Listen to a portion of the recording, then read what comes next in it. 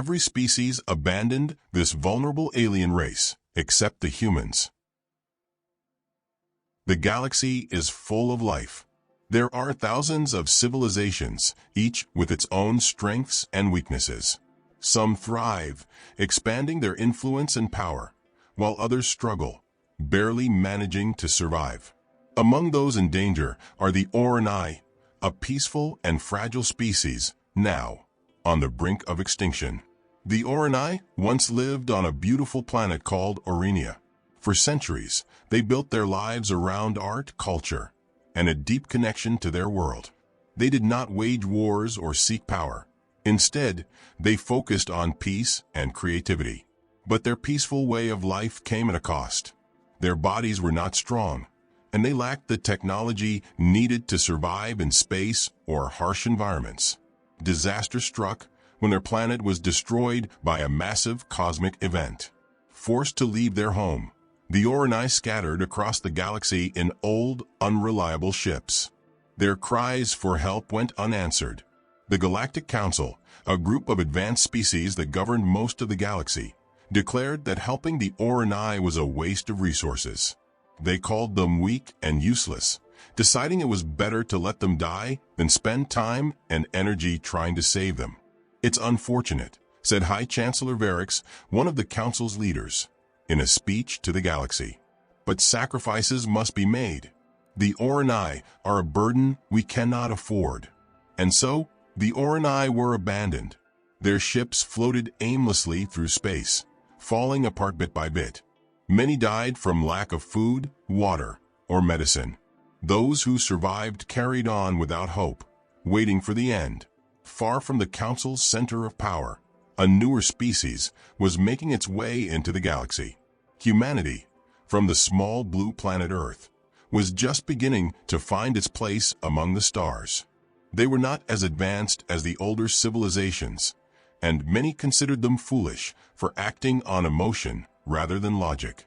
But humans were different. They didn't give up easily, and often showed kindness where others would not.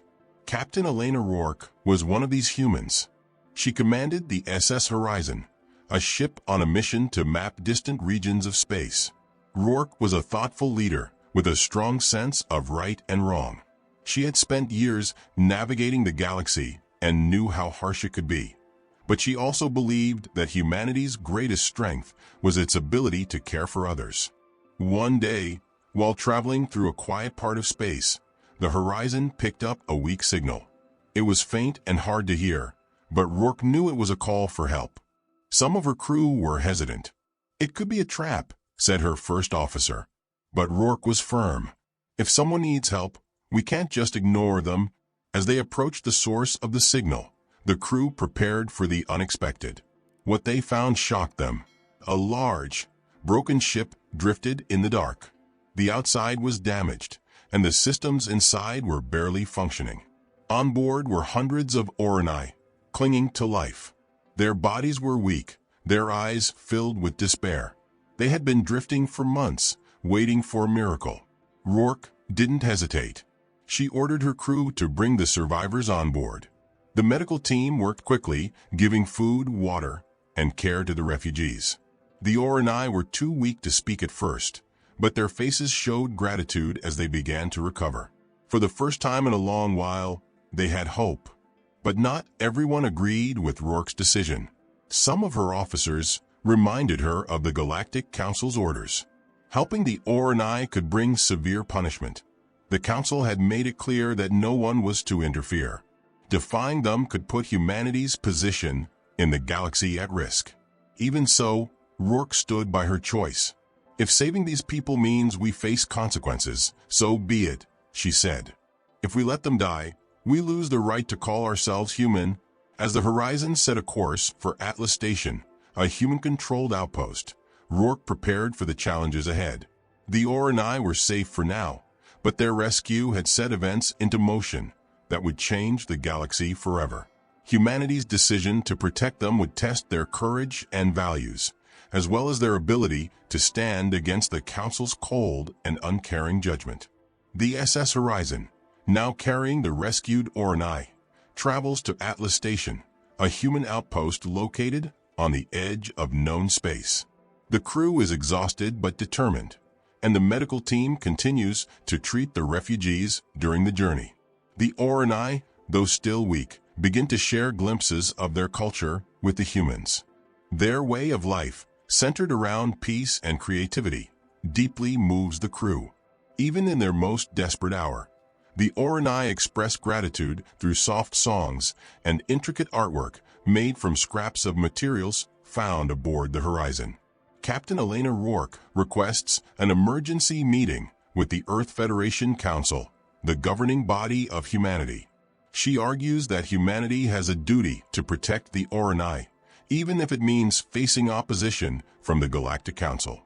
The Federation leaders are divided. Some, like Representative Darian Kroll, insist that helping the Aurenai aligns with humanity's values and will strengthen their moral standing in the galaxy. Others, like Senator Rivik, warn of the political consequences. Do we risk our survival for a species the rest of the galaxy has already abandoned? Rivik asks during the heated debate. What does that say about our priorities? The discussions stretch late into the night. Rourke, invited to speak, delivers a heartfelt argument, emphasizing the importance of compassion and how it defines humanity. If we turn away now, she says, we lose the very thing that makes us different from the others. Ultimately, the Federation votes in favor of aiding the Aurenai, deciding to provide them with sanctuary on an uninhabited planet within human-controlled space. The chosen planet, Eos Prime, is a barren world with no current inhabitants but potential for terraforming. The Federation allocates resources to prepare the planet for the Aurenai, marking the first step in humanity's bold stand against the Galactic Council's directives. News of humanity's decision spreads quickly, and the Galactic Council is swift to respond. High Chancellor Varix calls for an emergency assembly of the Council, condemning humanity's actions. In a formal statement broadcast across the galaxy, Varix accuses humanity of defying intergalactic unity and destabilizing peace. The Aurenai were deemed a lost cause for good reason, Varix declares. Humanity's interference threatens the balance we have worked so hard to maintain. The Council imposes sanctions on humanity, cutting off key trade routes and banning human vessels from using Council-controlled hyperspace lanes. This sudden isolation strains human colonies and puts additional pressure on the Federation. Supplies dwindle, and unrest begins to grow among the human population. Critics of the decision to help the Aurenai call it reckless and short-sighted, while supporters argue that standing up for what is right requires sacrifice. Captain Rourke feels the weight of these consequences, but she refuses to back down. Her crew, though loyal, begins to feel the strain as well. Tensions rise aboard the Horizon as some officers question whether their actions were worth the cost. First Officer Commander Lynn Carter, who had supported Rourke's initial decision, now voices doubts. This isn't just about us anymore, Captain, Carter says during a private conversation. We've put every human colony at risk. Was it worth it? Rourke stands firm. If we give in now, we show the galaxy that the strong can dictate who lives and who dies. I won't be part of that. Back on Atlas Station, the Federation works tirelessly to prepare Eos Prime for the Aurenai. Scientists and engineers rush to deploy terraforming equipment to make the planet habitable. Volunteers from across human space step forward to help, inspired by the Federation stand. However, the process is slow and costly, and the looming threat of Galactic Council retaliation casts a shadow over their efforts. Meanwhile, the Aurenai refugees begin to recover their strength. They offer to help in any way they can, contributing their unique skills and knowledge. Despite their physical frailty, they insist on being part of the effort to rebuild their future. Their courage inspires many of the humans working on the project, fostering a sense of unity between the two species. As the terraforming progresses, Rourke receives word that a Galactic Council fleet has been spotted near the sector containing Eos Prime. The Federation's leaders fear the worst. If the Council decides to intervene militarily, humanity's defenses may not be enough to hold them back. The Galactic Council sends an envoy to meet with the Federation. Ambassador Cyrix, a member of the Council known for his diplomatic skill, arrives at Atlas Station to deliver an ultimatum. Humanity must abandon the Aurenai immediately and cease all operations on Eos Prime, or face the full might of the Council's combined fleets. Cyrix offers no room for negotiation, framing the Council's decision as final and absolute. The Federation leaders convene another emergency session to discuss the ultimatum. Once again, the debate becomes heated. Some leaders suggest compliance, fearing the consequences of war. Others, including Rourke, argue that giving in now would set a dangerous precedent. Rourke takes the floor, speaking directly to the assembled leaders. The Galactic Council believes they can dictate who deserves to live and who doesn't. If we bow to their demands, we are no better than they are.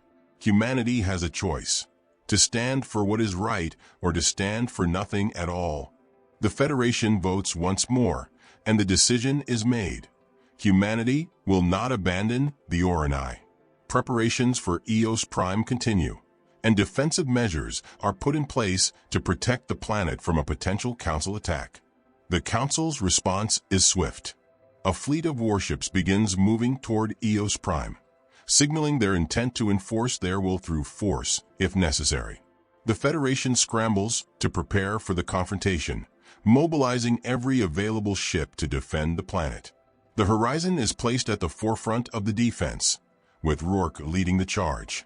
The Aurenai, now fully aware of the danger humanity faces on their behalf, plead with Rourke to reconsider.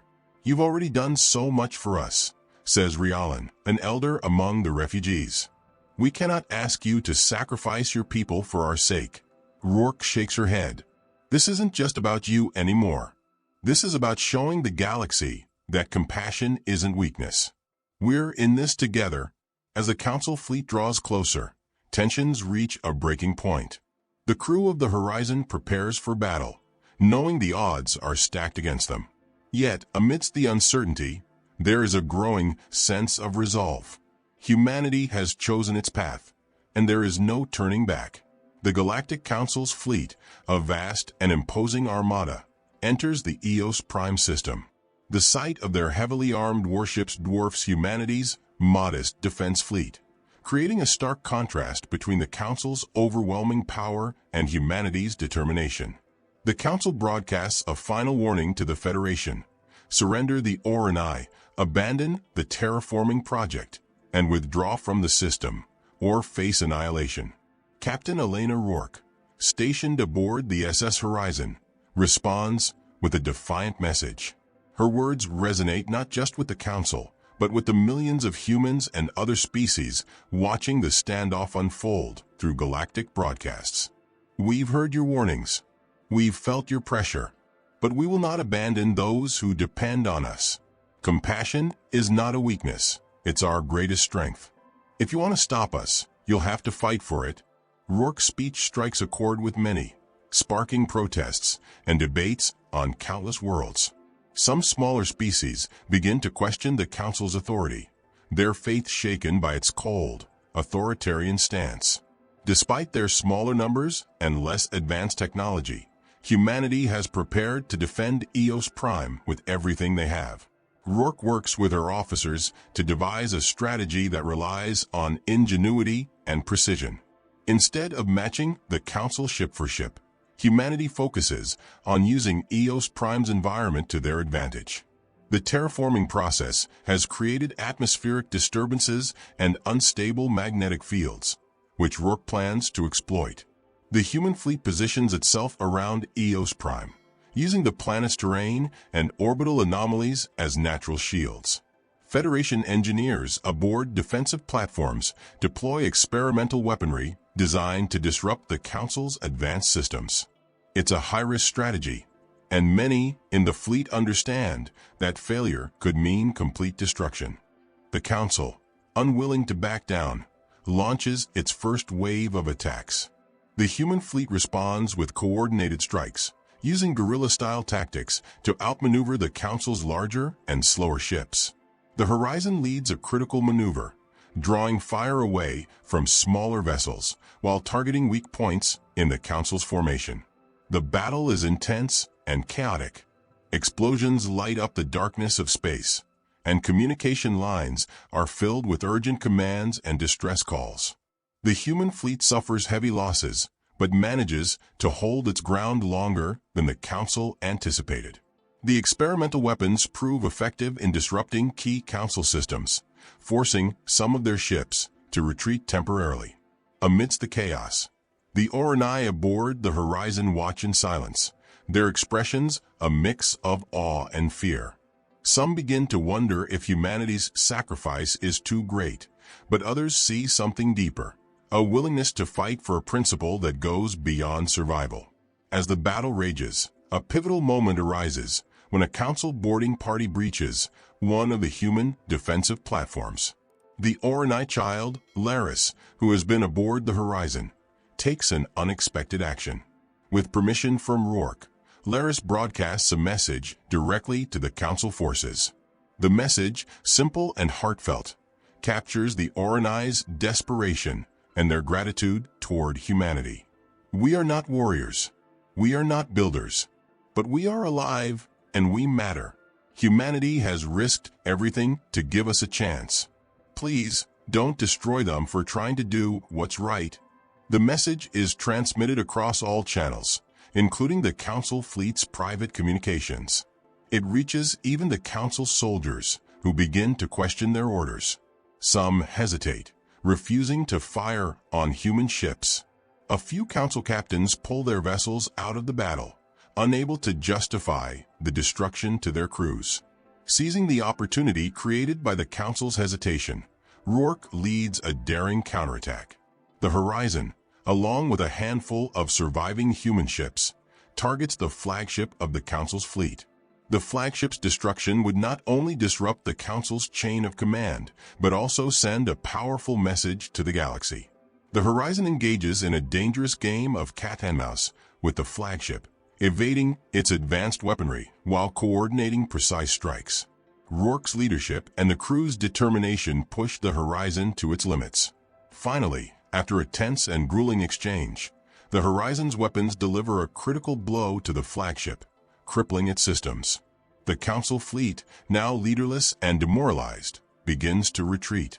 Humanity's fleet, though battered and reduced, holds its ground. Against all odds, they have won.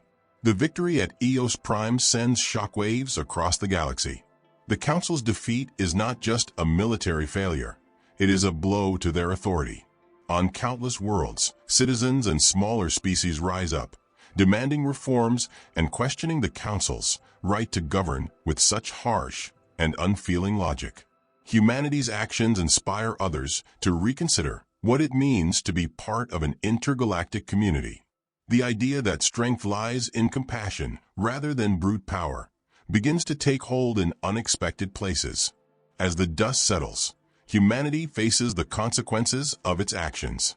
The losses have been significant, with many ships destroyed and lives lost. But the Oranai are safe, and Eos Prime is secured. The terraforming process resumes, with humans and Oranai working together to create a new home. Captain Rourke, reflecting on the battle, addresses her crew in a quiet moment. We've shown the galaxy that compassion is worth fighting for, that standing up for what's right, no matter the cost, is what makes us human. The Oranai, deeply moved by humanity's sacrifice, vow to honor their new home and the lives given to protect it. Their culture, once on the brink of extinction, now has a chance to flourish once more, thanks to the courage of a species many in the galaxy had underestimated. Humanity's victory is bittersweet. They have proven their strength and integrity, but the cost has been high. Yet, in their actions, they have planted the seeds of change. The galaxy, once ruled by cold logic and indifference, now begins to awaken to the power of compassion and unity. With the Galactic Council's fleet in retreat and the battle over, humanity begins the arduous process of rebuilding. The damage to the human fleet and colonies is severe, and resources are stretched thin. Despite these hardships, there is a sense of pride and unity among humanity. They have proven their values and stood firm against overwhelming odds.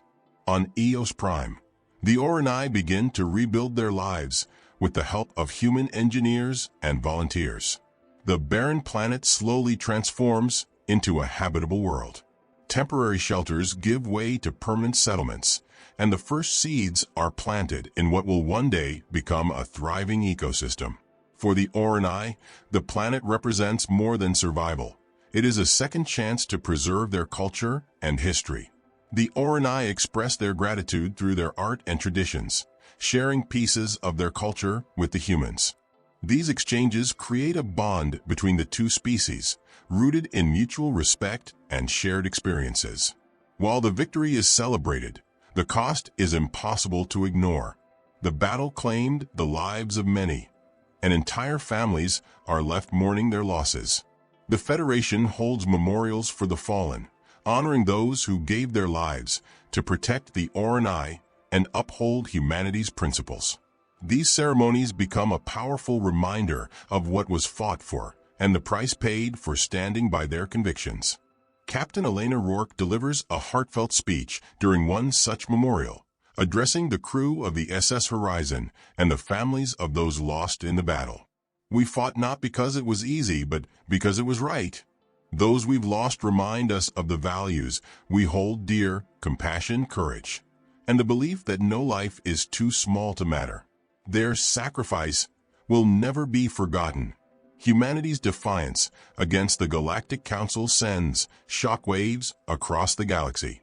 On planets governed by the Council, protests and demonstrations erupt, led by citizens who demand a change in how the Council operates. Smaller species, inspired by humanity's stand, begin to form alliances, questioning the Council's authority and its rigid, utilitarian approach. Some members of the Council resign, their faith in its leadership shaken by the events at Eos Prime. Discussions of reform begin within the Council chambers, though progress is slow. Humanity's actions have planted a seed of doubt in the minds of many, challenging the belief that strength and survival must come at the expense of compassion. The Aurenai, now safe on Eos Prime, make a solemn promise to honor the sacrifices made by humanity. Under the leadership of Elder Rallan, they commit to preserving the values that saved them. Their society begins to rebuild with a focus not just on survival, but on ensuring that no species is ever left behind again. They vow to one day repay the kindness shown to them by humanity, offering their unique skills and knowledge to assist others in need. We may never match humanity's bravery in battle, Rallan says in a speech to both species, but we will carry forward their spirit of kindness and courage. Eos Prime will stand as a testament to what is possible when we choose to protect rather than destroy. As the dust settles, Captain Rourke takes a moment to reflect on the journey. She stands on the surface of Eos Prime, watching as Oranai and human engineers work side by side to complete the terraforming process. The once barren land is now dotted with signs of life, small green shoots breaking through the soil, the first indicators of a new future. In a private conversation with her first officer, Commander Lynn Carter, Rourke acknowledges the weight of their choices. We've changed the galaxy, Lynn, not just for the Aurenai, but for ourselves. We've shown what it means to stand for something bigger than survival. It wasn't easy, and it never will be, but I believe it was worth it. Carter, once skeptical of the mission, nods in agreement. They'll remember this, Captain. Not just us, but everyone who was watching. The story concludes with a glimpse of the brighter future ahead. On Eos Prime, Oranai children play in fields that were once barren, while human and Oranai leaders discuss plans for further cooperation. Back on Earth, humanity begins to rebuild its colonies and trade networks, bolstered by the knowledge that their actions have inspired others across the galaxy. A final transmission from Captain Rourke is broadcast to humanity and its allies. We've proven that compassion isn't a weakness. It's a strength that unites us. Together, we've set a new standard for what it means to be a part of this galaxy. The road ahead won't be easy, but I have no doubt that we'll walk it together. The camera pans out implied visual narrative, showing Eos Prime from orbit, now teeming with life. The galaxy may still be a dangerous and unpredictable place, but humanity and the Aurenai have shown that even in the darkest moments, hope can shine through.